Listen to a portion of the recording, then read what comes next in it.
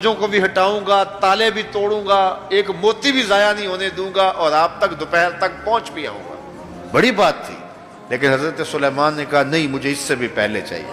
قرآن بتاتا ہے نا، تو حضرت سلیمان نے جب کہا نہیں مجھے اس سے بھی پہلے چاہیے، تو پھر کیا ہوا؟ پھر وہ اٹھا جس کے سینے میں کتاب اللہ کا علم تھا، جو زبور کا عالم تھا۔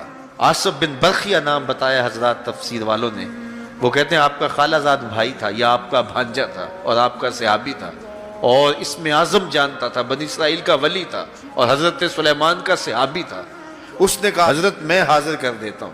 ہاں وہ تو دوپہر تک کا وقت دے رہے ہیں، تم کب تک لاؤ گے؟ تو اس نے کہا حضرت آپ آنکھ بعد میں جھپکیں گے، تخت پہلے پڑا ہوگا۔ آپ آنکھ بعد میں جھپکیں گے، تخت پہلے پڑا ہوگا، اور حضرت سلیمان نے ابھی آنکھ نہیں جھپکی، تخت پہلے پڑا ہوا تھا۔ یہ شان ہے خدمت گاروں کی۔ صدقہ